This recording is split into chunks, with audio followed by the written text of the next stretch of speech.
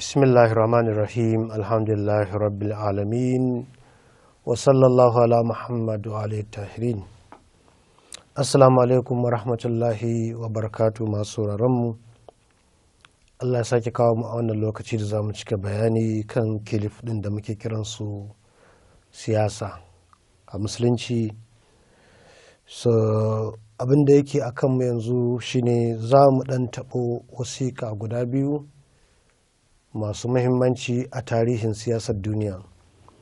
Na farko wasikar Imam Sadiq gajeriya wacce za mu duba wani bangare nata, me shawararsa ga wanda yake daga cikin shi'arsa mabiyinsa da ya samu jagorancin al'umma.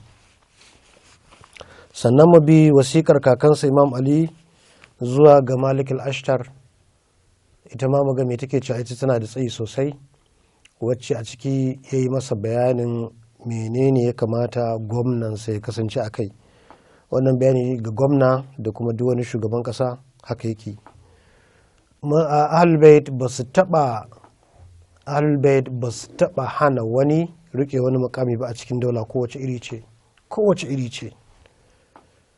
Saboda rike ofis kamar yadda muka ce, matsalar tunani sabo na ikhwanul muslimin, su sun ɗauka shugabancin ƙasa shine abin da ake kira khilafatullah a bayan ƙasa. Alhali mu khilafatullah tana da ta mutane guda 12 ce. Duk wani aiki ba wannan ba aiki ne na ofis. Na'am, zai iya mutum ya zama wali, mana shugaba na wani waje, waliyul amr, shugaban al'amari na wani waje, na wani yanki na wata ƙasa. In ya so bisa yarjejeniya da mutane suka yarda sai zartar da hukunci da abin da yake nan. Kawai misali Najeriya, yarjejeniyar da aka yi da ita yarjejeniyar hukunce-hukunce, wannan dole ne kowa girma shi saboda zamantakewa tsakanin musulmi da wanda ba su da sauransu. Babu wani mai haƙƙin ya zo ya ce zai hukunci da abin da ba shi ne yake karkashin yarjejeniyar ƙasa ba. Wannan shi ne abin da yake nuni a cikin wasiƙun Ahlul Bait alaihimus salam.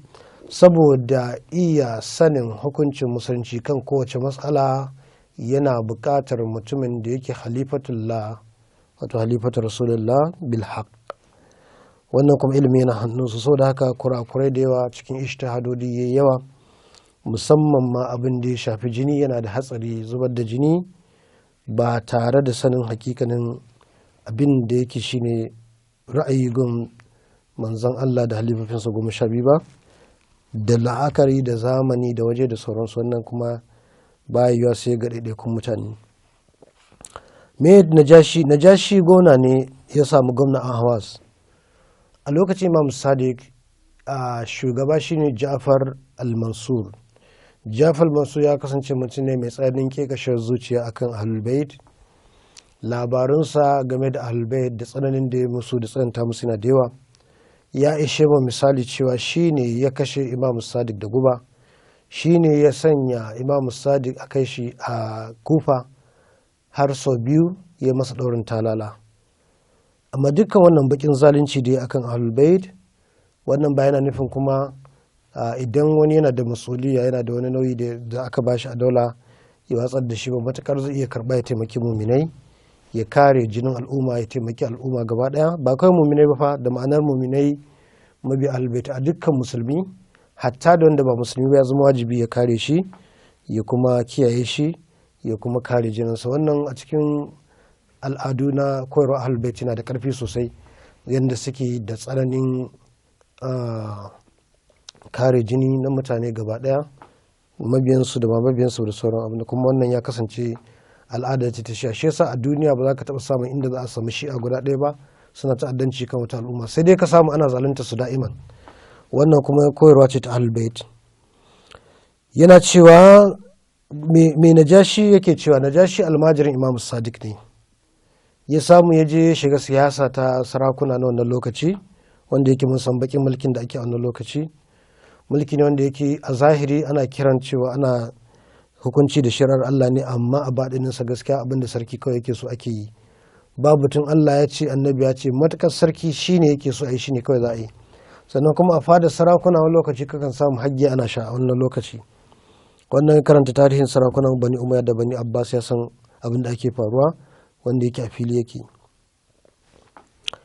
Allah mai najashi yake cewa da Imam Sadiq malaminsa ya aiko masa da wasiƙa na cewa Allah ya tsawaita rayuwar shugabana Imam Sadiq, ya sanya nufansa gare shi daga dukkan abin ki, kuma kada ya nuna mana wani mummunan abu, wato ya sabi Imam Sadiq, domin Ubangiji mai iya yin haka ne, mai iko akan haka, wato zai iya kare mana kai. Ka sani ya shugabana, in ji Najashi yana cewa da Imam Sadiq malaminsa, amincin Allah ya tabbata gare shi, yana cewa da shi, ka sani ya shugabana, amincin Allah ya tabbata gare ka, cewa ni na samu kaina cikin jarrabawa. Tofa, an samu jarrabawa, babu mai jarrabawa, cewa ni ne gwamnan Ahwaz, ko kuma na zama gwamnan Ahwaz. A fasarsa larabci sosai, wato an ba ni gwamnan Ahwaz. Ahwaz a yanzu haka tana cikin Iran. Wancan lokaci tana daga cikin yankuna da suke karkashin Kufa ko Rai, ala'ayi halin, ko Rai a yau ita ce ake kira Tehran. Idan jagora na shugabana yana ganin ya shata mini iyaka, Imam Sadiq ya shata musu iyaka, ya bani wasu dokoki da zan samu fita da hanyar da za ta sani zuwa ga kusancin Ubangiji maɗaukaki da manzansa, ya kuma bani abin da yake ganin zai iya aiki da shi a takaice, da abin da zan bayar, da inda zan bayar da dukiyata, kuma ga waye zan sarrafa ta, da waye zan samu nutsuwa, kuma wurin waye zan samu nutsuwa, da wa zan yarda, da wa zan aminta, da wa zan dogara shi a sirrina. Ta yi Allah ya bani mafita da shiryarwarka da ƙaunarka, domin kai ne hujjar Allah akan halittarsa, domin shi ne halifan manzon Allah na shida a cikin wannan halifofi guda 12 nasa da ya ayyana sunansu, wanda su ne za su mai makwafin annabi, suna masu koyarwa da shirya da mutane kamar yadda annabi kakansu yake yi, kuma amintaccensa a ƙasarsa, wato kai ne amintaccen Allah a ƙasa, ni'imar Allah tabbata gare ka. Wannan ita ce wasikar Najashi zuwa ga Imam Sadiq. Imam Sadiq ya ba shi duka wannan amsa gaba ɗaya, amma amsa wannan matsala gaba ɗaya yana nufin mu shiga bahasin tattalin arziki, mu shiga bahasin zamantakewa al'umma, mu shiga bahasin tsaro, saboda yana magana suwaye security ɗinsa, suwaye sirrinsa, mu shiga bahasi daban-daban. Ba za mu iya abin nan ba, amma za mu shiga matsala ta farko ne kawai mai nuni da ita, saboda muna maganar matsalar siyasa ce mafi muhimmancin abin da yake ga shugaba. Amsar Imam Sadiq zuwa gare shi shine, amsar tana dan tsayi sosai, amma kamar yadda nace za mu duba fakara ta farko ne kawai. Yake cewa da sunan Allah mai rahama mai jin kai, in ji Imam Sadiq alaihi salam, yake cewa Allah ya kare ka da luɗufinsa. Na farko ya mishi addu'a, bai ce masa dan me yasa ka karɓi mulki ba, dan me yasa kaza kaza, wayannan mutanen baka san bakakin azzalumi ne kaza samsam. Me yasa ka? Saboda a daula komai zaluncin azzalumin da yake sama da ita, ba duka bane azzalumi a cikin daula ɗaya kenan. Na biyu, aikin ofis ba shi da iyaka, za ka iya karɓa matukar ka zamanto a wajibi, kai ne za ka iya wannan tafiya, za kuma ka iya taimaka al'ummar ƙasa. Allah yana son a taimaka al'ummar ƙasa, musulmi da kafiri. Ko kafiri kawai hidima kana da ladan ya balantana musulmi yan uwanka, balantana kuma mabiya ahlul wanda suke tsananin kauna gare su da soya gare su da biya gare su. So da haka sai ke ce masa, ya Allah ya kare ka da lufinsa, kamar da yadda annabi Yusuf alaihi salam ya shiga, shi kadai ne musulmi, sauran suna bauta gumaka a cikin ministoci, ya rike prime minister a Misra. Duk wannan misalai ne da yawa. Imam Sadiq yake cewa da Najashi, Allah ya kare ka da lufinsa. Na farko kenan, saboda ya shiga waje mai hatsari, wuri ne wanda yake ba maki a sa shi sabo, ko ba zai iya ba gaskiya. Ya tausasa maka da baiwarsa, ka gani, ya kare ka da kiyayewarsa, domin shi mai yin haka ne. Amma bayan haka, wani ɗan saƙonka ya zo mini da wasikar ka, sai na karanta, saboda shi gwamna ne, sai turo sakatare ya turo 'yan saƙo, kuma na fahimci duk abin da ka ambata, kuma na tambaye shi game da shi, kuma ka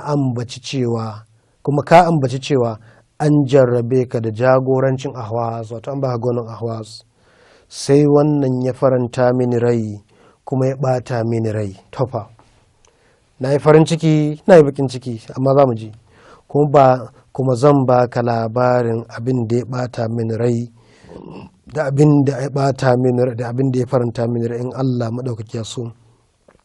Amma farin ciki na da jagorancin ka sai na ce ta yi Allah ya taimaki wani mai neman taimako mai jin tsoro daga masoya alayen manzon Allah sallallahu alaihi wa alihi ta hanyar ka. Ba maki akwai wanda ake zalunta saboda yana kaunar mu, akwai wanda aka danne wa haƙƙi yana kaunar mu, sai ka kwato masa haƙƙinsa a matsayinka na gwamna. Akwai wani ba ma mai kaunarsu da ma'anar mabin shi ba, a duk wani mai son su kowaye duk musulmi za a zalunce shi dole ka kare haƙƙinsa ka kwato masa haƙƙinsa. Wannan shine farin ciki na to ka samu muƙamin da zaka yin wannan kuma ya ɗaukaka ta hanyar ka, kuma ya ɗaukaka ƙaskantaccen su da kai. Akwai mutumin da ake ganin yana da rauni kuma a bisa hakika ya cancanci ya zama chairman, ya cancanci ya zama sakatare a wuri kaza, ya cancanci ya rike bangare kaza, sai Allah ya taimake shi ka ɗora shi akan wannan inda ya cancanci din, alhali inda ba kai bane ba wanda zai sa shi a wannan matsayi da yake nan. Ko kuma a kaskantattu su ne talakawan da ake kaskantarwa, ya zamanto ka kama hannunsu ka kare haƙƙinsu, ya tufatar da matsaraicinsu da kai ji abin da Imam Sadiq yake gaya masa, duk wanda yake da tsaranci a daula haƙƙi ne akan ka tufatar da shi. Idan ka samu mutum ya zo da tsaraici ka bashi tufafi, ya karfafi mai rauninsu da wanda ake dannewa ka ɗaga shi, ya kashe hura wuta masu saba musu da kai, wa'anda suke gallaba wa mabiya ahlul bait, wa'anda suke gallaba wa masoya ahlul bait, suke gallaza musu. Allah ya baka gwamna a wannan yanki, za su samu lumfasawa, za a kyale su yi addinin su na san manzon Allah da alayensa. Domin a lokacin mun sani sarakuna suna tsananin kin ahlul bait kuma suna kin mai kaunarsu, suna kiransu shi'atu ahlul bait. Saboda haka idan ka zama gwamna a wannan yanki, wa'annan masoyan mu za su samu sauki. In Allah ya da wannan zan dakata, zan ci gaba in Allah ya kawo mu lokaci mai zuwa. Assalamu alaikum wa rahmatullahi wa barakatuh.